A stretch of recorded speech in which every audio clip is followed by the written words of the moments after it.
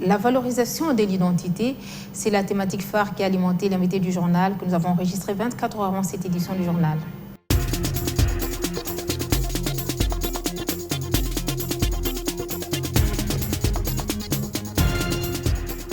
Bienvenue dans l'invité du journal qui reçoit pour vous ce soir exceptionnellement deux jeunes, Dido Lakama et Wendy Lukonga. Bienvenue sur ce plateau. Merci. Avec vous, nous parlons de l'ASBEL Change. Qu'est-ce que vous êtes au sein de la structure? Moi, je suis le coordinateur de l'ASBEL Change en Belgique et le fondateur de Change ASBEL ici au Congo. Wendy Lukonga, vous occupez quel poste? Je suis dans l'événementiel dans l'ASBEL Change.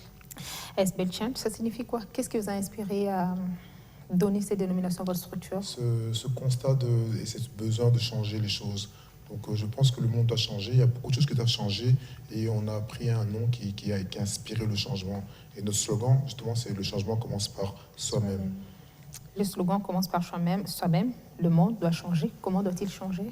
Par des actions concrètes, par d'abord une réflexion, une analyse et puis un passage à l'action. Donc c'est bien d'analyser les choses, mais il faut aussi après placer des actes qui succèdent à cette réflexion. Alors, sur quoi est-ce que vous comptez travailler pour changer le monde?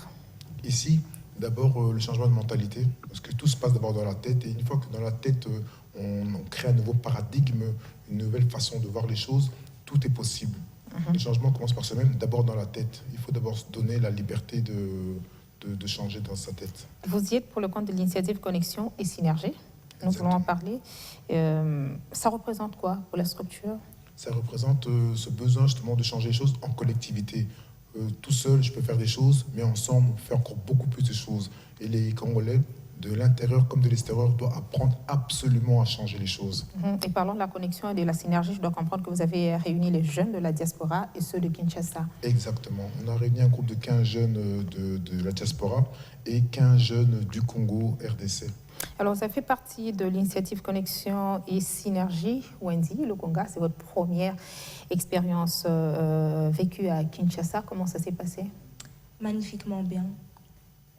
J'ai pu découvrir le Congo sous un autre aspect, autre que ce que nos parents nous disent ou ce que la société veut nous faire passer comme message à propos de l'Afrique ou du Congo.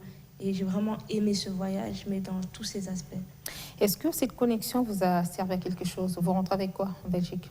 Avec un bagage culturel, avec une autre manière de sociabiliser, une autre manière de voir la vie et un nouvel encouragement parce que les gens ici, malgré tout ce qui se passe, ils en veulent en fait. Ils savent, ils ont en fait ce sens-là de la vie, malgré toutes les difficultés, etc. Vous êtes né en Belgique, c'est votre première fois d'arriver en République démocratique du Congo. Vous êtes arrêté dans la capitale, Kinshasa. Pourquoi est-ce que vous n'êtes pas arrivé à Kisangani? Parce que j'ai pas encore eu cette occasion-là. Et parce que je pense que Kinshasa, c'est un peu pour tout le monde le premier arrêt. En fait, c'est la première halte. Kisangani, ce serait bien, mais pour une deuxième fois, peut-être. Alors, Dido, nous aimerions quand même comprendre comment s'est passée cette connexion et synergie entre les jeunes de la diaspora et ceux de Kinshasa. Et c'était quel type d'activité que vous avez organisé pour arriver à les mettre ensemble? On a d'abord pris un panel de 15 jeunes de l'extérieur et 15 jeunes d'ici qui ont eux-mêmes des ambitions et des emplois et des formations différentes. Parce que voilà, on a pensé aussi qu'il fallait varier les activités et c'est justement à travers les différentes activités qu'on pouvait montrer les différentes facettes du Congo et justement les possibilités d'investir et d'entreprendre au Congo aussi. Et les jeunes, comment ils étaient sélectionnés? Ils sont tous membres de la structure ou c'était un choix au hasard? Non, on a d'abord favorisé les jeunes de l'ASBEL en Europe et ceux du Congo ici. Pourquoi? Parce qu'ils avaient déjà cette volonté de changer les choses. Ils avaient déjà en eux justement un travail fait. Et la plupart des activités ont été créées, ont été organisées de manière inclusive par ces propres jeunes-là. C'est eux qui ont choisi leur activité, c'est eux qui ont choisi c'était quoi leurs besoins, c'était quoi leur envie. Ils voulaient découvrir quoi d'abord, notamment les musées, l'Académie des Beaux-Arts, faire un événement justement où on leur parlait de l'entrepreneuriat, faire un événement où on leur parlait justement de cette implication de la diaspora, comment créer des meilleures synergies quels étaient les blocages et pourquoi ça ne marchait pas assez entre la population congolaise de l'intérieur et de l'extérieur. Alors, à vous entendre parler, vous menez un combat pour valoriser l'identité aujourd'hui. On va d'abord parler de l'identité africaine, l'identité congolaise en particulier. Et sur quoi est-ce que vous tablez le plus? D'abord, c'est l'identité, c'est-à-dire qu'un être humain, ça commence par son ADN, son qui es-tu. Donc, une fois qu'on sait qui on est, on peut se projeter dans le futur. Quand on s'aime soi-même, on peut commencer à aimer les autres. Mais il faut d'abord s'aimer pour avoir une place dans le monde et se valoriser, ne pas avoir de complexe, qu'on soit de l'extérieur ou de l'intérieur, qu'on soit noir ou blanc. Il faut être fier de ce que nous, on est. Donc, nous, on apprend avec notre identité d'assumer qui on est et d'en être fier. D'en être fier. Wendy Lokonga, vous avez dit que vous n'avez jamais été à Kisangani, donc la toute première expérience. Vous êtes arrêté à Kinshasa, vous comptez rentrer d'ici là en Belgique. Est-ce qu'on vous parle déjà de vos origines? Oui, beaucoup. Qui vous a parlé de vos origines pour la première fois? Mes parents, parce qu'ils sont passionnés du Congo. Ils y viennent une fois, 2 fois, 3 fois par an. Du coup, pour moi, depuis toute petite, c'est une fierté. Et je ne peux pas parler de quelque chose dont je suis fière sans le connaître. Et c'est de là que m'est venue cette démarche de venir au Congo et de participer à ce voyage qui a été un tremplin pour ma vie. Donc, au-delà des informations données par les parents, vous menez vos propres recherches par rapport à votre identité.